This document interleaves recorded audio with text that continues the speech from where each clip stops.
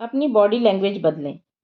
जब जीवन में आपके साथ सब कुछ गलत हो रहा हो, तो चेहरे पर मुस्कान बनाए रखना बहुत ही कठिन हो जाता है। लेकिन सिमोन शेनाल और डेविड लायर्ड द्वारा वर्ष 2003 में किए गए एक शोध में दिखाया गया कि अगर आप बनावटी मुस्कान अपने चेहरे पर लाते हैं, तो वास्तव में आप अपने दिमाग को यह सोचने के लिए भ्रम में डाल रहे होते हैं कि आप खुश हैं, और जिसके लिए वह आपको अच्छा महसूस करवाने वाले हार्मोन्स, जिन्हें एंडोर्फिन्स कहते हैं, को संप्रेषित करता है। हो सकता है कि पहले आपको सुनने में यह बात बहुत अजीब लगे। यदि बिना किसी वजह के मुस्कुराना आपको अजीब लगता है, तो मुस्कुराने की कोई वजह तलाश करें। आप अपनी मुस्कुराने की इस वजह को मानकर भी मुस्कुरा सकते हैं कि आपकी मुस्कान से किसी को खुशी मिलती है। हो सकता है कि आपको मुस्कुराता हुआ देखकर वे भी मुस्कुरा दें, जो आपके मुस्कुराने की एक वाजिब वजह बन सकती है। वास्तव में हमारा पूरा शरीर और जीवन पद्धति हमारे विचार एवं भावनाओं को प्रभावित कर सकती है। अपनी बाहरी स्थिति में बदलाव कर हम अपनी आंतरिक स्थिति में भी बदलाव ला सकते हैं। आपको यह जानकर भी शायद आश्चर्य हो कि दूसरे लोगों को हम जो संदेश देते हैं, उनमें सबसे बड़ी संख्या में वे संदेश होते हैं जो अमौखिक होते हैं, जैसे हमारे चेहरे के भाव, व्यवहार, या केवल यह कि हम दूसरों के समक्ष बात करते हुए खुद को कैसे प्रस्तुत करते हैं। इस कारण से यह बहुत जरूरी हो जाता है कि हमें उस संदेश के बारे में सोचने की कोशिश करनी चाहिए जो हम अपने शरीर के हाव भाव से दूसरों को पहुंचा रहे होते हैं। यदि मैं आपसे कहता कि यदि कोई व्यक्ति उदास है, तो वह आपके समक्ष कैसी मुद्रा में दिखेगा, तो शायद आपको ठीक ठाक पता होगा कि आपको उदास व्यक्ति का वर्णन किस तरह से करना है। आप सिर झुकाए, मुरझाए चेहरे के साथ बैठे व्यक्ति को मेरे सामने प्रस्तुत करेंगे। अगर मैं आपसे कहता हूँ कि मुझे दिखाएं कि एक व्यक्ति जब क्रोध में होगा तो कैसा दिखेगा, तो आप वह भी आसानी से मुझे दिखा सकते हैं। अब एक ऐसे व्यक्ति के बारे में सोचें जो खुश है और अपने जीवन के स्वर्णिम क्षणों को आनंद ले रहा है। उस व्यक्ति के चेहरे में कैसे हाव भाव होंगे? वह किस तरह से खड़ा होगा? क्या उसके चलने फिरने का कोई खास ढंग होगा? उसके हाथ कहाँ हो सकते हैं? क्या उसके कोई खास हाव भाव होंगे? उसकी आवाज का लहजा क्या होगा? वह कितनी जल्दी या धीमे स्वर में बात कर रहा होगा? अगर आप उस व्यक्ति की नकल कर सकते हैं जो अच्छा महसूस करता है, तो आपकी आंतरिक स्थिति में बदलाव आएगा और आपकी ऊर्जा का स्तर बढ़ जाएगा। हो सकता है कि आप इस सोच में पड़ जाएं कि अपनी ऊर्जा के स्तर को बढ़ाने के लिए यह एक दर्द देने वाला तरीका है। लेकिन सच माने, कभी कभी बार बार झूठ बोलने पर एक दिन वह सच लगने लगता है। उदाहरण के लिए, मोहम्मद अली ने कहा था, जो काफी प्रचलित है, कि एक बड़ा चैंपियन बनने के लिए आपको यह विश्वास करना ही होगा कि आप सबसे बेहतर हैं। अगर आप नहीं हैं, तो भी ऐसा दिखावा करें। अली की सोनी लिस्टन के साथ हुई लड़ाई को लें। लड़ाई से पहले अली कमजोर लग रहे थे, लेकिन उन्होंने अपने मन में इस बात को बैठा लिया कि वे लिस्टन को बुरी तरह से पराजित करेंगे। उन्होंने पूरे घमंड से अपने प्रशंसकों के सामने डींगे मारी और लड़ाई के दौरान उन्होंने जैसा कहा वैसा ही किया।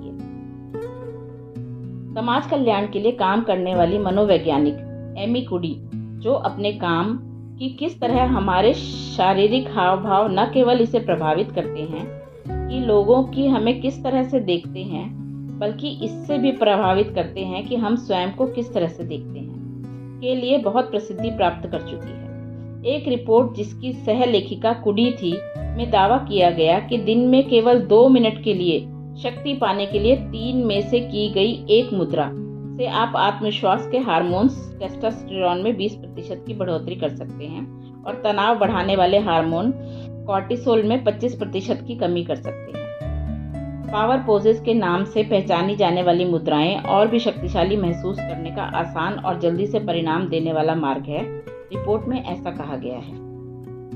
कुछ लोग ऐसे होते हैं जो एक गलत रास्ता चुनकर ऐसा दिखावा करने लगते हैं कि उनके पास कोई खास खूबी या क्षमता है, जिससे कि वे दूसरों का ध्यान अपनी ओर आकर्षित कर सकें और खुद अच्छा महसूस कर सकें। लेकिन अगर आप ऐसा बस सही दिशा में बढ़ने के लिए, अपने आत्मविश्वास को बढ़ाने और अच्छा महसूस करने के लिए करें, तो यह काफी कारगर तकनीक साबित होगी। यह काल्पनिक आत्मविश्वास धीरे धीरे आपके वास्तविक आत्मविश्वास में बदल जाएगा, और जितना ज्यादा आप इसके करीब अपने अंदर विद्यमान समान ऊर्जा के द्वारा जाएंगे, वह आपके लिए उतना ही वास्तविक बनता जाएगा।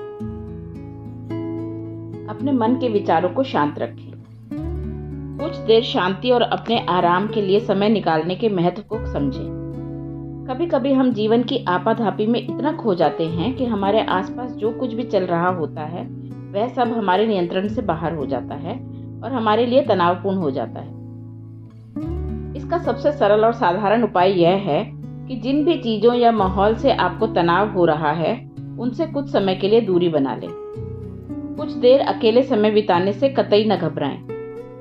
मैंने पाया है कि कभी कभी आप सब लोगों से दूर रहकर शांति पा जाते हैं। यदि आप एक अंतर्मुखी व्यक्ति हैं तो आपके लिए ऐसा महसूस करना बहुत साधारण बात होगी।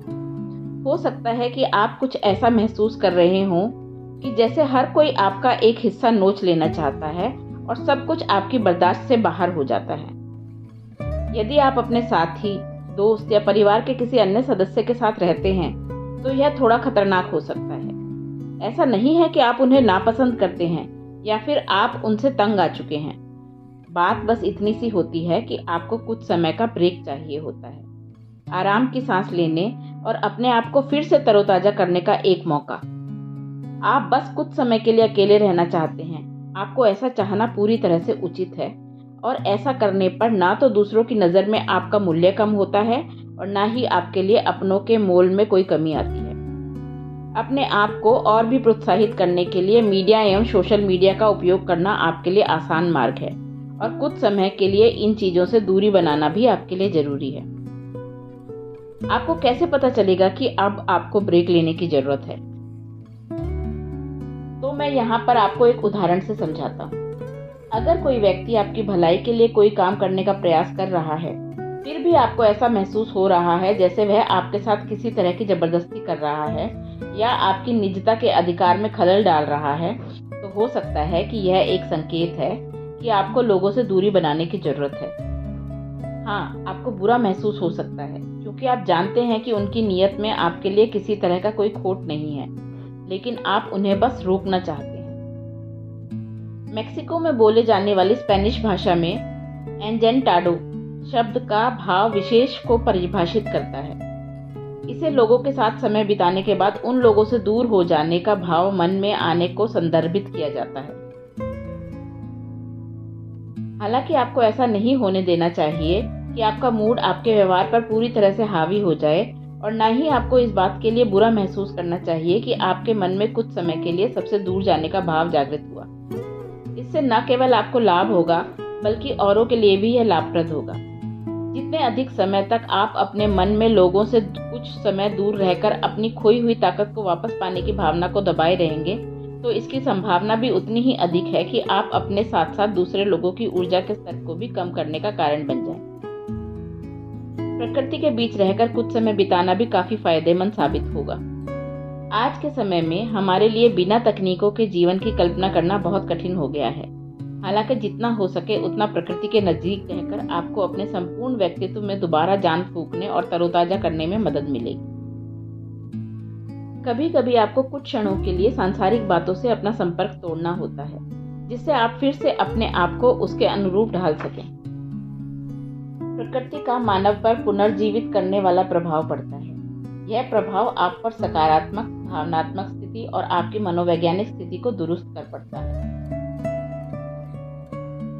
आपको इसमें बिल्कुल भी उलझना नहीं है। आप बाहर सैर पर जा सकते हैं, अपने बगीचे में पेड़ पौधों के साथ काम करते हुए समय बिता सकते हैं, किसी पेड़ के नीचे जाकर कुछ देर सुकून से बैठ सकते हैं या बस तारों को निहारते हुए समय बिता सकते हैं। अगर दिन के समय सूरज की चमकती रोशनी से आपका सामना होता है तो कुछ देर धूप सेकना आपके शरीर में विटामिन डी और सेरोटोनिन, जो कि खुश रहने का हार्मोन होता है और मूड को ठीक करने के प्राकृतिक उपाय के तौर पर काम करता है, के स्तर को बढ़ाता है।